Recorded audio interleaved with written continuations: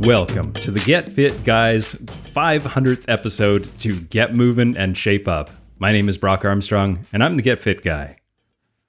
Back in August of 2010, the OG Get Fit Guy named Ben Greenfield wrote an article called Which Exercise Machine Burns the Most Calories? And even back then, the takeaway tips were probably not what the audience was expecting.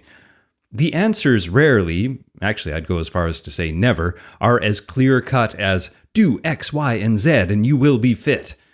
Instead, in the pursuit of cutting through the hype and the fads, the advice in that very first episode was, so if you always walk, try switching to cycling or using the elliptical, or if you always run, try the rowing machine. Keep throwing those cardio curveballs at the body. And of course, most importantly, have fun when you're exercising. So although the Get Fit Guy host has changed to yours truly, the messaging hasn't. If you're not challenging your body, pushing your own boundaries, and most importantly, having fun while doing it, you're missing a large part of getting and remaining fit. With that in mind, let's celebrate the fact that this episode right here that you're listening to right now is the 500th episode of the Get Fit Guy podcast and dive into the top 10 most popular Get Fit Guy articles and their potentially unexpected takeaway messages. All right? Let's start with number 1. Does body pump work? The science behind the workout. Now, this surprisingly popular low-weight, high-rep resistance workout claims to have science in its corner. But, as we found out in that podcast episode, those claims don't exactly hold up to independent research.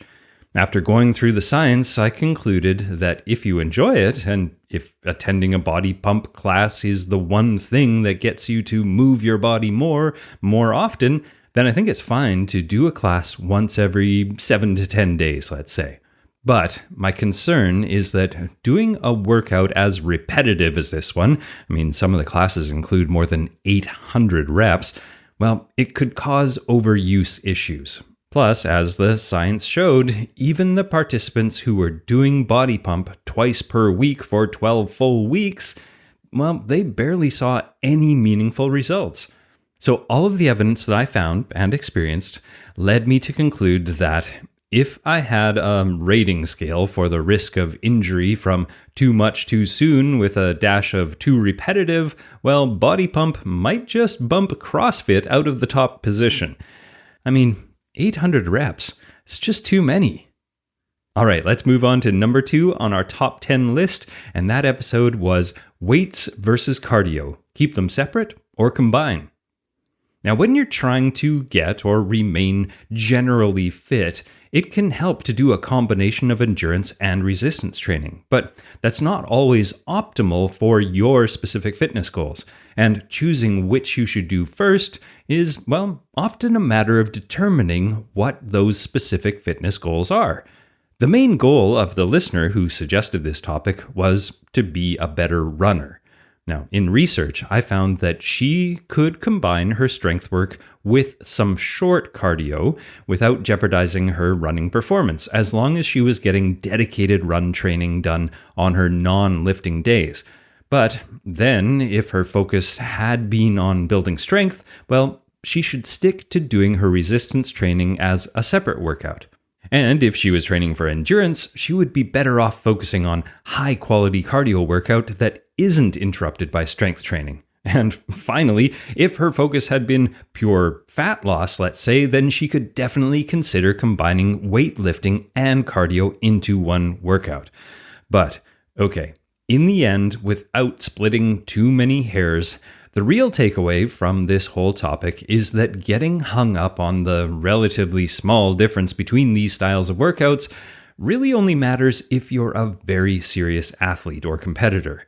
For the majority of us fitness mortals, the advice of don't let perfect be the enemy of good stands true. Now let's move on to number 3 on our list, and that is body fat, how to use it and lose it. In this close look at body fat, we discussed where body fat comes from, why we need it, what the best ways to burn it off are, and where the fat you burn actually goes.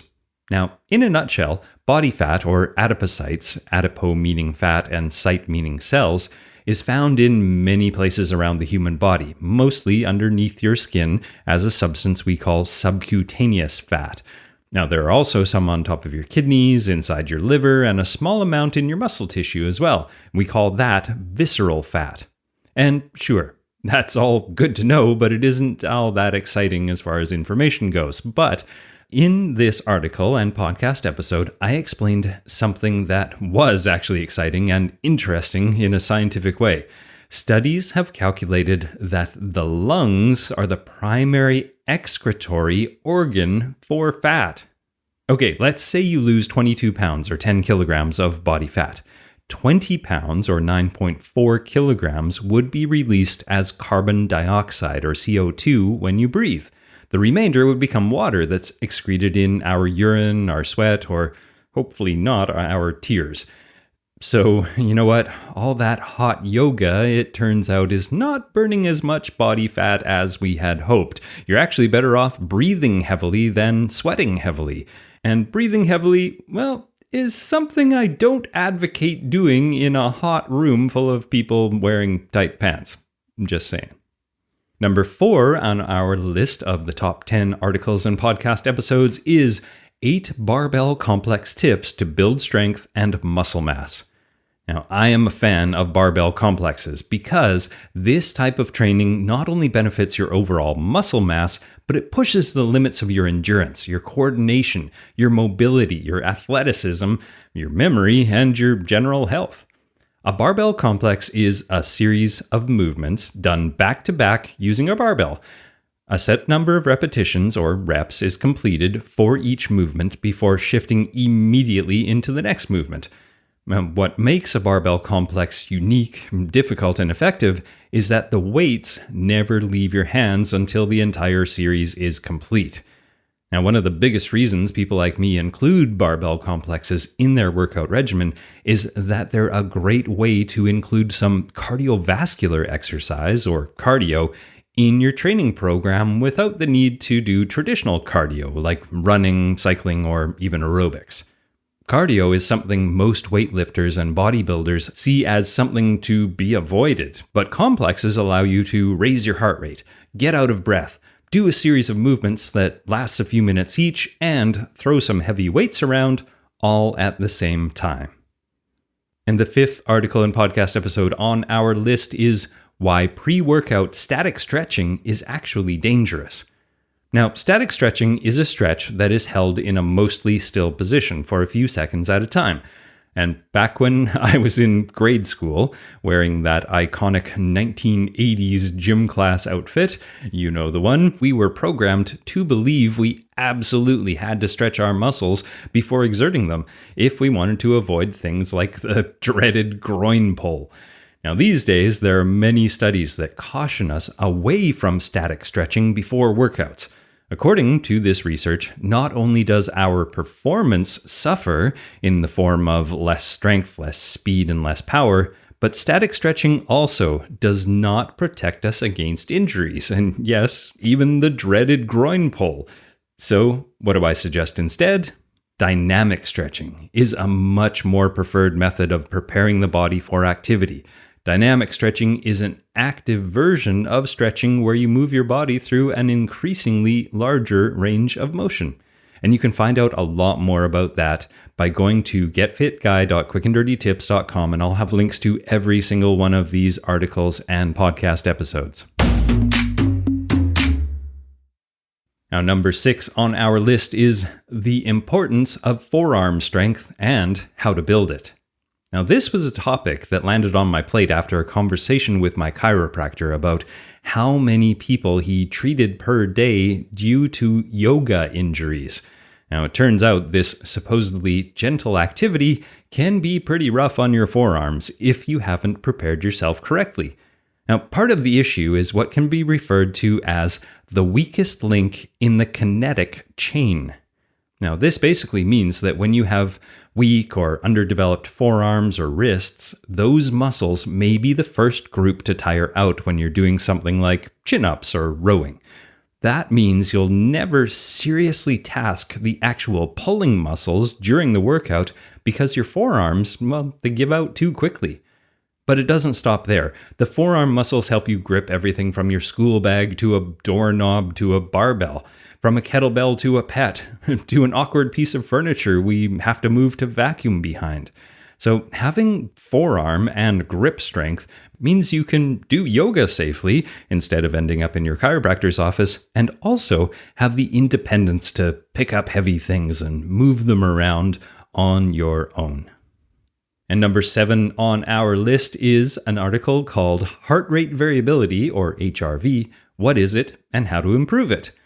Now, after researchers at Harvard University said that measuring your heart rate variability is, and I quote, a visual insight into the most primitive part of your brain, well, I did a deep look into how we fit folks could use this insight to our advantage.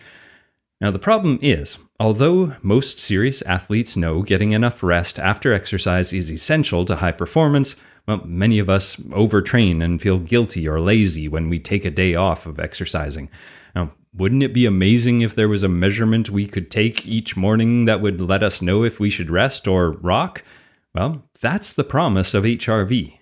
Even beyond our athletic endeavors, research has shown a relationship between low HRV and states like depression and anxiety. A low HRV has been associated with an increased risk of death and cardiovascular disease, where people who have high HRV may have greater cardiovascular fitness and show more resilience to stress. So this really is an evolving field that is worth keeping an eye on. And number 8 on our list is, can you tighten loose skin after weight loss? Now, this is a contentious topic, to say the least. Sure, if your loose skin is causing you pain or discomfort, or if you're getting chafing during an activity, well, you may want to do something about it. And that something could range from wearing compression garments to a more drastic fix like surgery. But if your loose skin isn't causing pain or injury, I urge you to not let the stigma of loose skin stop you from living your best life. I believe that focusing on your loose skin instead of celebrating all the good that you've done for your health and your well-being, well, that would be a shame. Now, that said, there are still some simple steps in this article that you can find at getfitguy.quickanddirtytips.com that you can take to give your skin a little help in snapping back. And number 9 is, which is best, machines, free weights, or body weight? Now, here we are at another question that does not have a clear-cut answer because each one of these methods can serve a useful purpose. There are pros and cons to all three. For instance, dumbbells can be inexpensive and somewhat portable, and having a set at home in your living room, near your TV, or in your office, like under your desk, can make it easy to quickly grab them when the mood strikes you. A machine, on the other hand, will allow you to lift heavier weights than you might otherwise be able to, and it also helps you target specific muscle groups. When you use your own body weight, you engage more muscles while you stabilize yourself along with the weight that you're lifting, and this creates a more functional type of fitness. And by functional, I mean the type of fitness that helps you in your everyday movement. So I concluded this podcast episode by urging you to remember that the type of strength training you choose should always be based on your current fitness level, your goals, and what you enjoy. And here's an important point. Exercise should not feel like medicine that you have to endure to be healthy. It should also be fun. And number 10 on this list of the most popular podcast episodes and articles is an episode called 6 Ways to Increase Testosterone with Exercise. Now, beyond helping you have a nice body, testosterone is crucial to good health. Low levels of testosterone in both men and women can lead to a number of health conditions, including increased risk of depression, low sex drive, obesity, and osteoporosis. Now, men with low testosterone tend to have higher rates of heart disease, depression, and even dementia. Women with low testosterone can lose muscle mass more rapidly and gain weight more easily. You can check out the full article, and I encourage you to do so, for some specific workouts to boost testosterone. But before you get too carried away trying to craft the perfect testosterone boosting exercise plan, remember that simply getting regular exercise and movement into your day is one of the true keys to overall health and well-being, including boosting your serum testosterone. All right, before I wrap up, what kind of celebration would this be if I didn't include some sort of celebratory workout? So, to celebrate this 500th episode, join me in this 5-0-0 workout. And by that I mean 5 is how many reps you're going to do of the 5 key movements, and that includes push-ups, pull-ups, squats, planks, and twists.